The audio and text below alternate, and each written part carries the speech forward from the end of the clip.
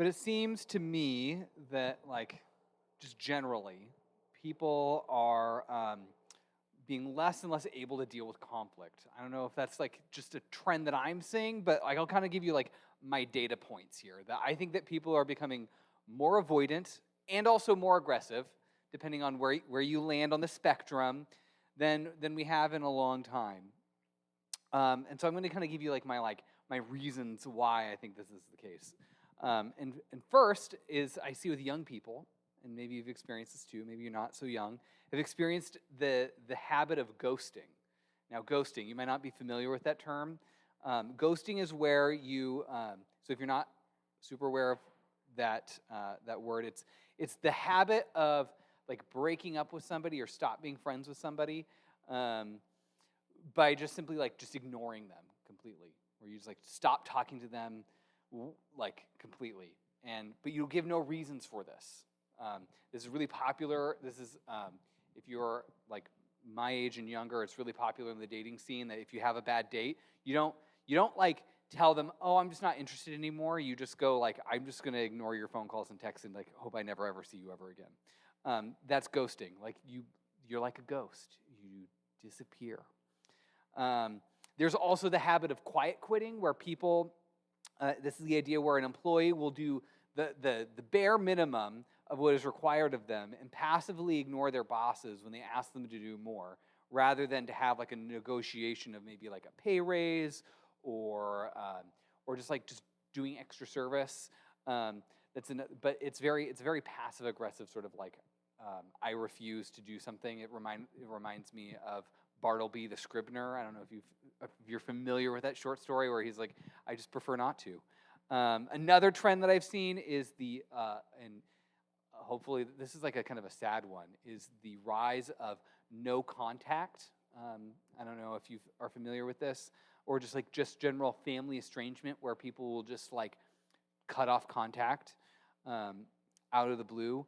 If you take a quick search on YouTube or TikTok, these are just like social media and internet trends. If you do like hashtag no contact family, you'll find countless videos that have amassed millions of views talking about this subject, where people are giving reasons to cut off contact with their family, how to deal with the grief that comes along with just like cutting off your family, tips to emotionally sustain yourself, not to engage with people, especially during big moments of your life. And it's like and this is like a thing that's like, it's just like, well, if your family's toxic, then cut them out of your life.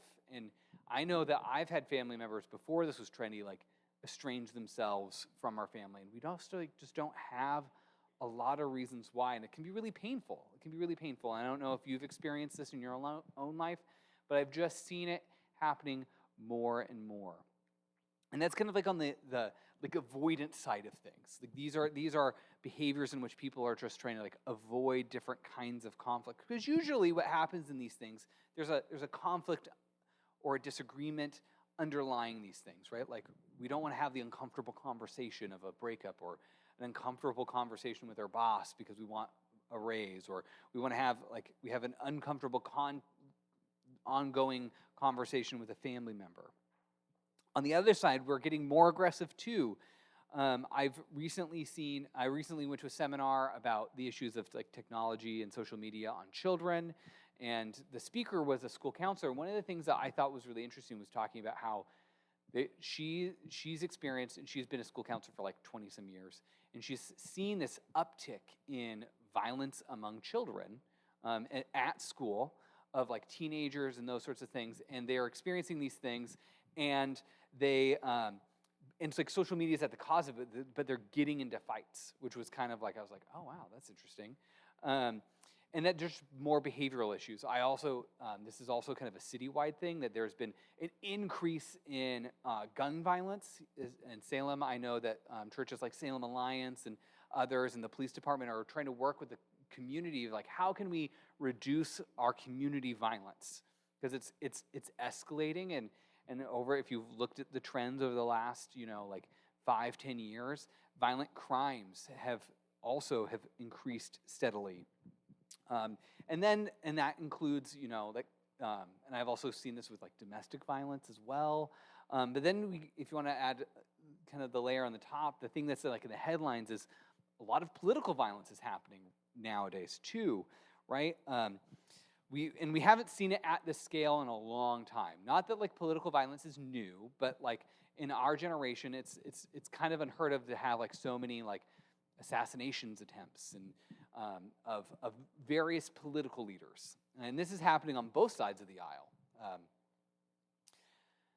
So how are we respond with all the conflict, right? How are we supposed to deal? And I think a lot of us don't know how to deal with the conflict. We don't know, and our instincts, right, in any kind of conflict is to either to freeze, to fight, or to flee. Those are kind of the three natural human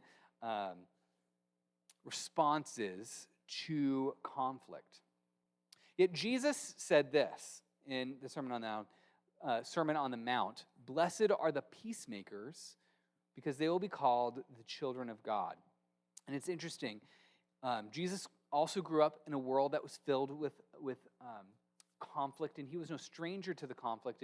And Jesus starts off his famous Sermon on the Mount saying, "Blessed are those people who find themselves in conflict and deal with it." And I think that's kind of like, he acknowledges that like, and I think that most of us, we would say that the good life belongs to those people who don't have conflict, right?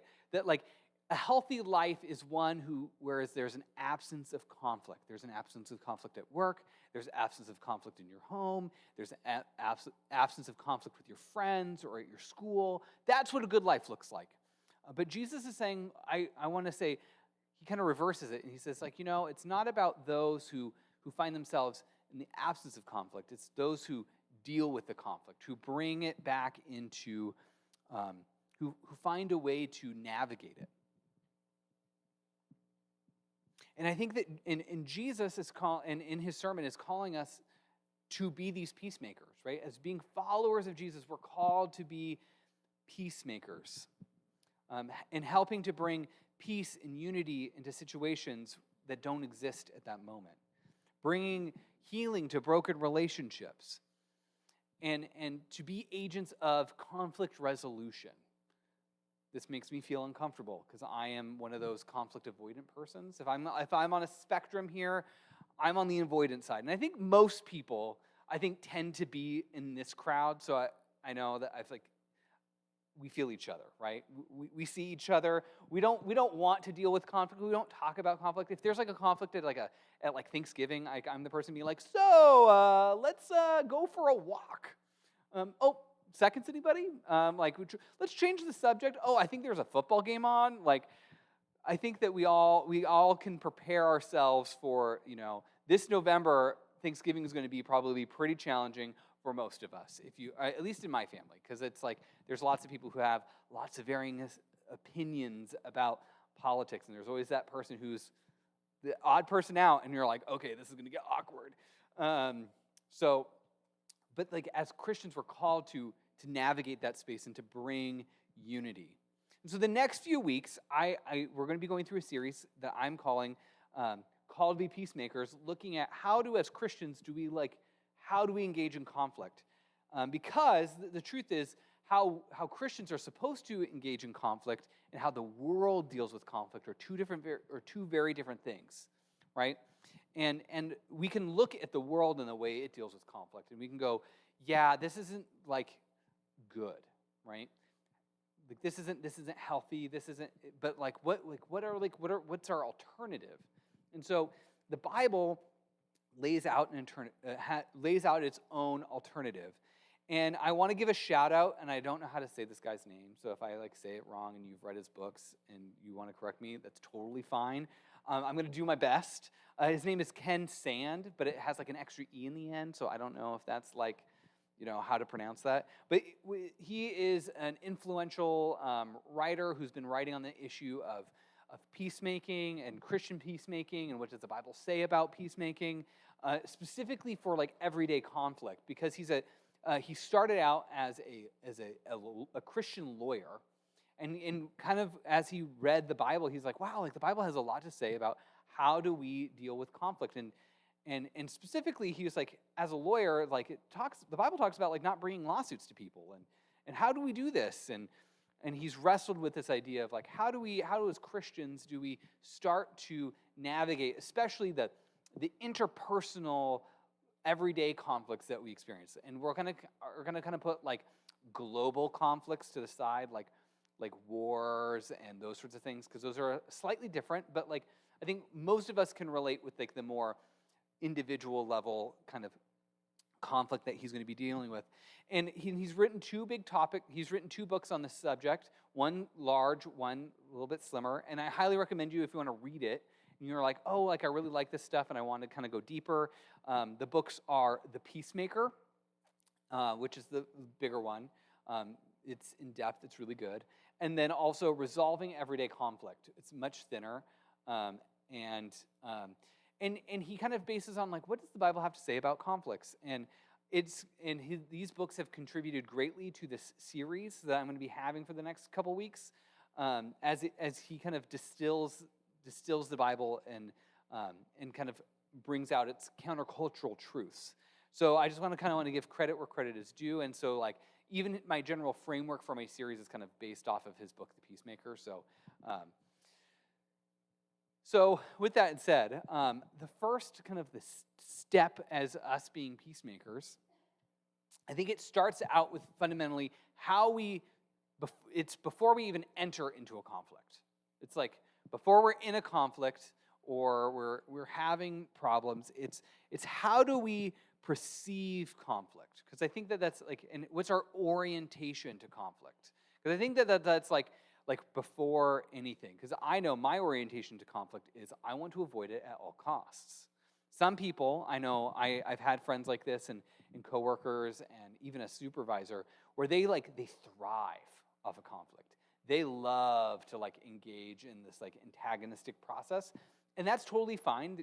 Different strokes for different folks, but we all come out with like our natural inclination towards conflict.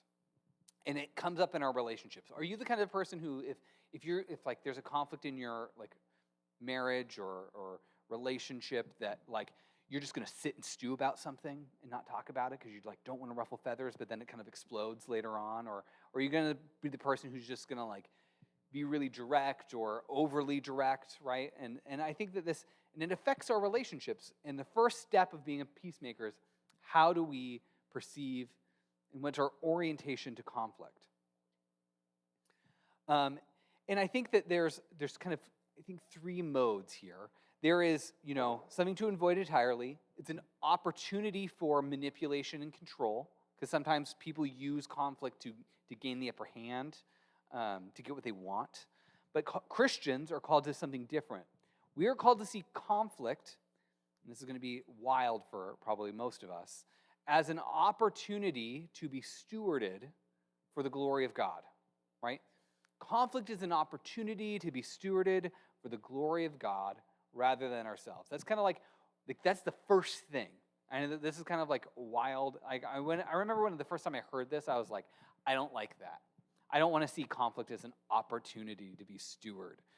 But ultimately, conflicts provide us a space to say, like, we can either go into it for ourselves or for God, and how we respond, I think, moves the direction.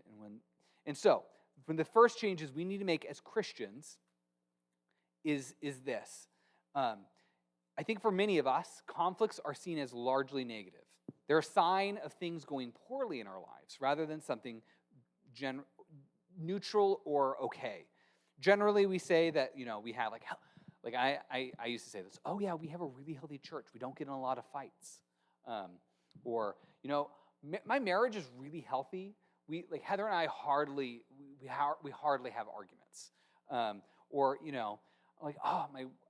love my coworkers. We don't ever get into disagreements. However, the absence of conflict doesn't necessarily mean that everything's all right. We all know the kind of person who doesn't bring up a problem, but like I said, stews about it, and it kind of like poisons a relationship.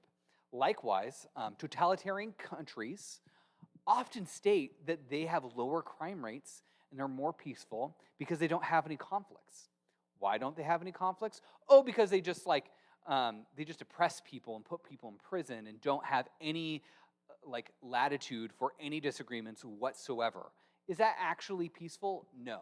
That's and I think this is the difference. Like that's propaganda. This isn't peacemaking. That's peace faking, right? There's a huge difference about being avoidant and for conflict, and it's really just it's masking a problem. It's masking a problem. The truth, and this is the truth. There's no life that is free from conflict. The only difference between how the world deals with conflict and how Christians is how we see it and how we respond to it. Because here's the deal: conflict is natural, and conflict sometimes it arises because of good things. What do I mean by this? There are basically three main reasons why we have conflict. One, and I'll kind of define a conflict here.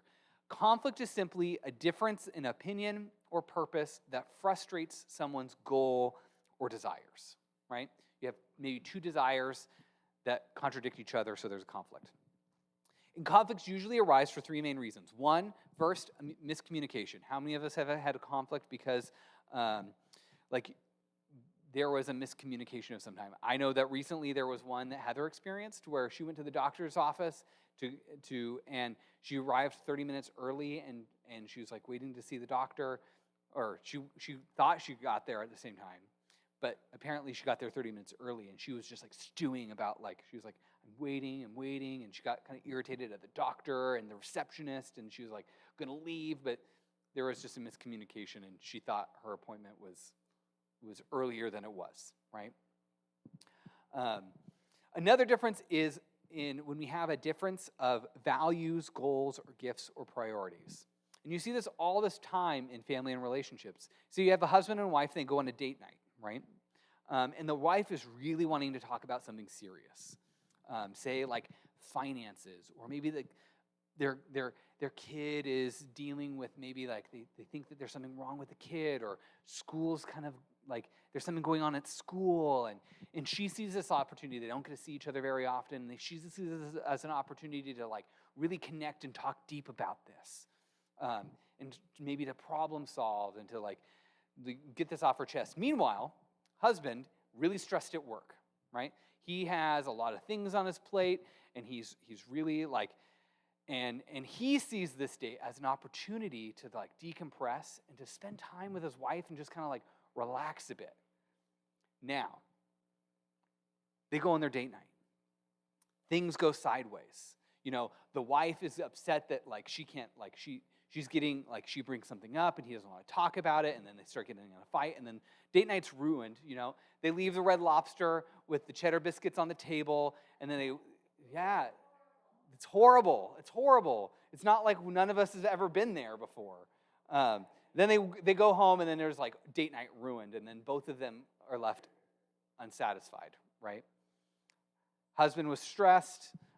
Wife didn't get to talk about the serious thing. They each had a different goal, value, but in both of them, though, were probably perfectly fine, right? A third cause of conflict is competition over limited resources. Say things like money, time, or land, or fit in whatever thing it is, right? And we see this all the time with budget fights, right? We see this budget fights at home, being how much money do we have to spend on this thing, or at school boards, right? I know that this is come, and budget fights, especially on an electoral level, kind of come up, right? There's only so much money, and it has to go to so many places, and people fight about it. But also, usually, these things can also, especially things over limited resources, those often also become the reasons why we have wars, right? There's not we want this land, you don't want this land. Now, all of this conflict occurs because of three blessings that we have. The blessings of language, right? We all speak different languages. We in the gift of communication. Difference, right? God makes us all different. He creates men and women differently. He creates you and I differently. And so because we're all different, we have different goals and desires, and this is a good thing. And then our limitations, right? There's we are finite creatures in a finite world, and sometimes our limitations are a good thing. But because of sin, often these things can lead to outcomes that do not honor God ultimately, right? And we focus in on ourselves, our desires. And conflicts often arise because we're selfish, right? We want what we want, and we don't care what other people want. We don't want to collaborate with other people. We don't want to compromise with other people. People don't understand me, rather than I want to seek to understand other people. My desires, my wants are greater than other people's. And my preferences take precedence over others. I'm worried about the limit of things, the lack of something, so I'm going to try to take as much of it as I can. Right? These are how this plays out. However, as Christians, we need to reframe conflicts, not as something to avoid or to fight for, but to steward, not for ourselves, but for God. To see conflict as an potential opportunity, and this is key, to grow closer to God, to become more like God, and point people to God. Because in all of this ends in the glory of God. Paul, the apostle, says in his letter to the Corinthians, so whatever, whether you eat or drink or whatever you do it all for the glory of God. As Christians, the glory of God is our starting point for everything, right? All of our life is based off of this idea that whatever we do for the glory of God. As the Westminster Catechism says, I know that we're not Presbyterians, but I think it has a good thing. It says, the chief end of man is to glorify God and enjoy him forever. Glorifying God is what we were designed for, right? To give honor to God. And here's a quote from Ken Sand that I loved, is this: conflict always provides an opportunity to glorify God, to bring him praise and honor by showing who he is and what he is like and what he is doing. So when we're in a conflict, we can have an opportunity through our lives to show other people who he is, what he likes, and what he is doing. And the best way to glorify God in the midst of conflict is to depend and draw attention to his grace, that is undeserved love, mercy, forgiveness, strength, and wisdom, right? When we enter a conflict and we enter it with undeserved love, mercy, and forgiveness, strength, and wisdom, I think that it would change things a little bit. So imagine the next time you're in a disagreement with your spouse or your kids or a friend or a coworker or a housemate, and you had this moment where something comes up, there's a conflict going up, and rather than going to like, I'm going to avoid this or I'm going to fight for what I want, you just pause and be like, okay, what would bring God the most glory here? What would make God known in this moment? How might you change? So rather than trying to get my way, maybe it's like, okay, I know, can I go back to that restaurant example? I know that my spouse is really wanting to talk about something seriously. I'm really wanting to relax, but this is really important. So maybe rather than focusing on my own wants here, I'll engage. And I'll ask God for the strength and the peace to calm down and to engage. Maybe it's, and to serve my spouse in that way. Maybe it's forgiving my child again and again and again for the same behaviors. Maybe it's considering a friend's desires of something greater than my own. So rather than seeing us as a moment to avoid or to control or to win, we should reframe conflicts in this way, seeing them as little ordinary moments to point people towards God, rather than trying to get what we want. I think is a good way to thinking of this. And then I think this leads to the next part, is that when we start to see conflict resolution for Christians isn't primarily about us on my side or me winning or losing, because conflicts we often kind of devolve into I win or I lose, but to rather it's an opportunity to bring glory to God, then we can turn our energies into something else, right? Conflict usually brings us some energy to flee, energy to fight. We can move this energy to demonstrating the power and the love of Jesus and be an example of Jesus. Because as Christians, we acknowledge that it is Jesus who is the image of God. He is the image of the invisible God, and one of his names is the Prince of Peace, right? And so we should then be disciples to bring his peace to the world. And it was Jesus who I think is the ultimate example of what a peacemaker is. Now, did Jesus ever have conflicts with people? Yes. The Gospels are filled with conflicts that Jesus had. This doesn't mean that we don't have conflicts with people. But Ephesians, I think, is beautiful of this. For he himself is our peace, who has made two groups one and destroyed the barrier, the dividing wall of hostility, putting aside in his flesh the law with its commandments and regulations. For this purpose was created in himself one new humanity out of the two, thus making peace, and in one body reconciling both of them to God through the cross, by which he put to death their hostility. And he came and preached peace to you who are far away, and peace to those who are near. For through him we both have access to the Father by one Spirit. Paul, here in the letter to the Ephesians, is needing to address conflict that's happening in the church. And to kind of give you some better context here, the conflict was primarily around ethnic divisions that kind of also followed along the lines of religious ethnic barriers, right? You had the Gentiles on one side, and the Jewish followers of Jesus on the other.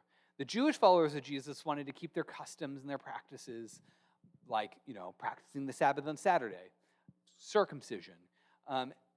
Meanwhile, the Gentiles, on the other hand, were like, oh, no, we don't need that. And there was if you've ever been in a place where they had different competing cultures, that stuff can be really hard to deal with, right? When you get together in a marriage and you come from two different family cultures, a lot of stuff can come up, right? And so in the church here, that they're dealing with these, each side have their own cultures, customs, and practices and values, and they're causing strife between the Christians. And what Paul is saying here is that, and some of these conflicts were real and they were a big deal, right? That they weren't imaginary, and they were trying to figure out, how do we do this thing together? How do we live together as Christians? And Paul is wanting to recenter the conflict, making it not about which culture is superior, right? He's not necessarily saying like if you're Jewish and you like doing these things and eating kosher, that's totally fine, right? And if you're Gentile, you don't have to keep kosher. That's fine too. But how you relate to each other is the most important thing. That is the most important thing. And it's not about who's necessarily right or wrong. It's about Jesus and how Jesus breaks down kind of the barriers between those two sides and brings them together into unity. That Paul is primarily concerned about the unity of the church, and that they would be one as a new thing. That they're creating a new thing, and he wants them to tear down their hostilities. And then later on in the letter it says this: follow God's example, therefore, as dearly loved children, and walk in the way of love, just as Christ loved us and gave himself up for us as a fragrant offering and sacrifice to God. Right? We get this picture that Jesus is wanting to, Jesus' example of self-sacrificial love, where he didn't account himself for anything. That's the example. That's the example of love, of self-sacrifice. The world tends to, I would say, how does this contrast with the world? The world tends to tell us we need to look out for ourselves first, right? You deserve it. It's your rights, right? Your rights are being infringed upon. You need some self-care. It would be best for you to cut out that toxic person out of your life. And I often think these voices are really, really attractive, right? they sound wise to us.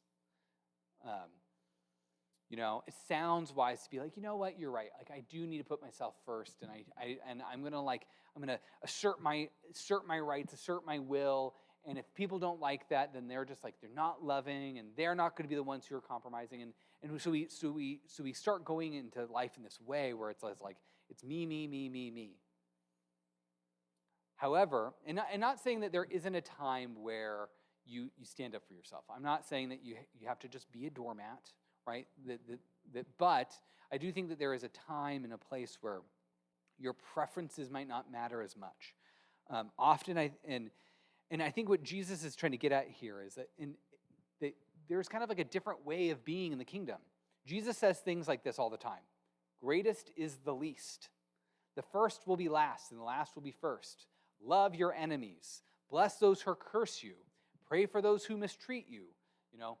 Forgive 70 times 7. Do not judge. These are all kind of things that you kind of counter this like it's all about my needs and my wants. And what's key here is that it's about mutual sacrifice, right? It's like Paul is trying to guide the church here to live in such a way where they're mutually sacrificing for themselves, right? And he talks about this, and he kind of hones in later on in the chapter 5 about the relationship between slaves and masters, husbands and wives, and parents and children. And you kind of get the sense of like if both of them mutually submit to each other, it would be awesome, right? And if you've ever been in a relationship like that where the people are trying to outdo, sacrificing for each other, it ends up being better. There's kind of like a spiritual like laws of physics where like when you try to do that, you become less focused on yourself, and their spouse becomes less focused on you, and then you end up getting more of what you wanted in the first place. Because you're trying to please the other person more than yourself, and you kind of stop thinking about all your preferences, and you get to enjoy the other person more. But what's also known here, and this is kind of like the orientation to the conflict, right? Goes back to the orientation. When two Christians are in conflict, we shouldn't say like, well, I deserve my thing, right? It's like, well, how can I love this person more? How can I sacrifice for this person more? But this is the key part. We need to be willing to accept the price of losing and potentially be taken advantage of. This is the hard part. I think that there's a risk to this, right? That needs to be acknowledged. There's a risk to when you put yourself in the example of I'm going to love somebody greater than myself, that there is a chance of you losing and not getting what you want. Because this is what Jesus did, right?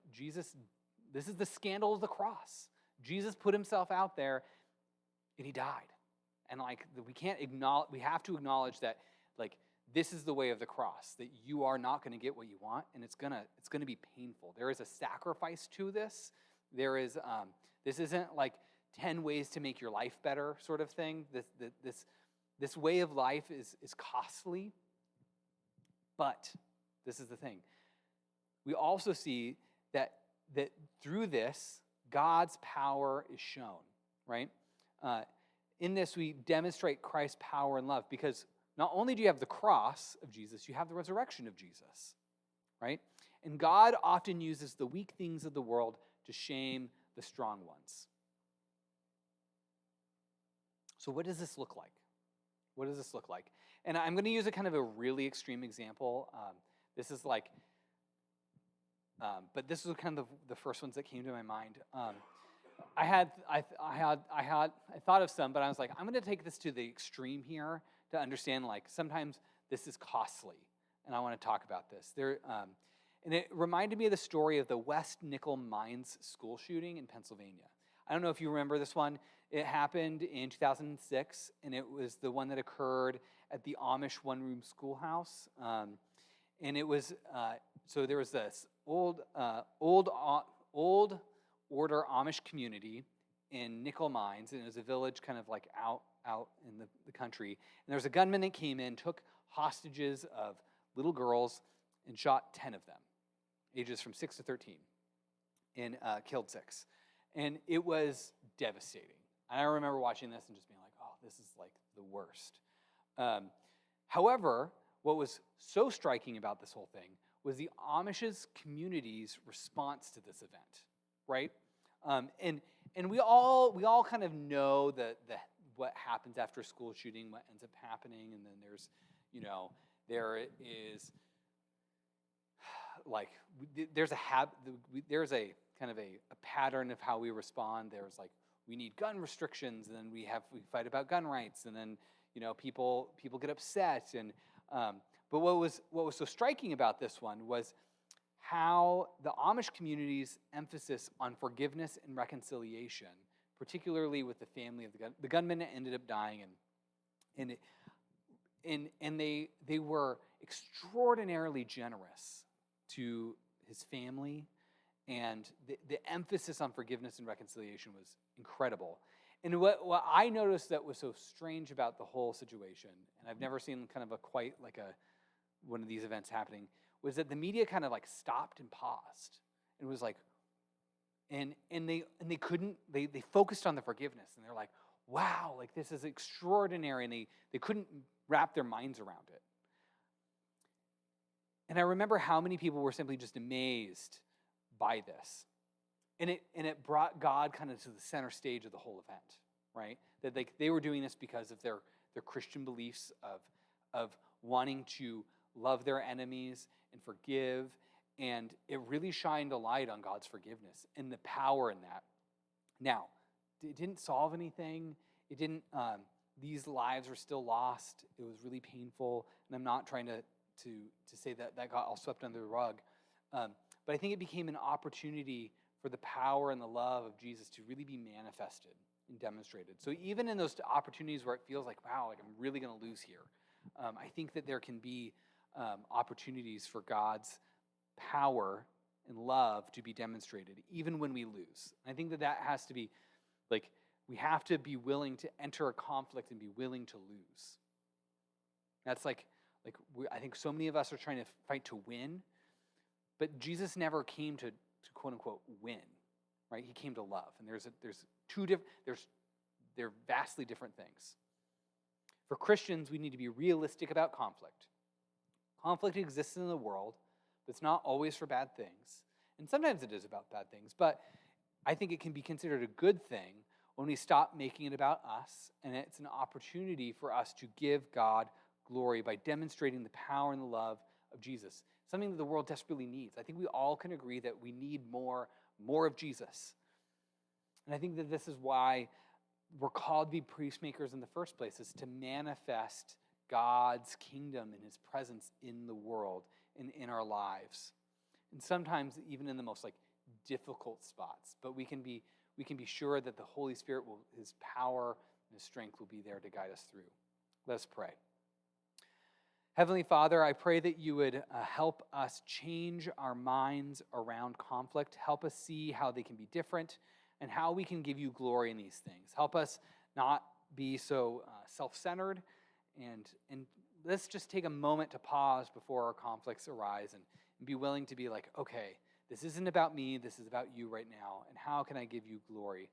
How can I live for the other person more than myself and demonstrate the life of Jesus, and trust in your resurrection power, that even if we lose, that something good will come of it, and that death isn't the end, whether that be literal death or even metaphorical death. Pray that you would help us do this as we are sent out from here this week. In Jesus' name, amen. Go in peace. Our gathering has ended, but if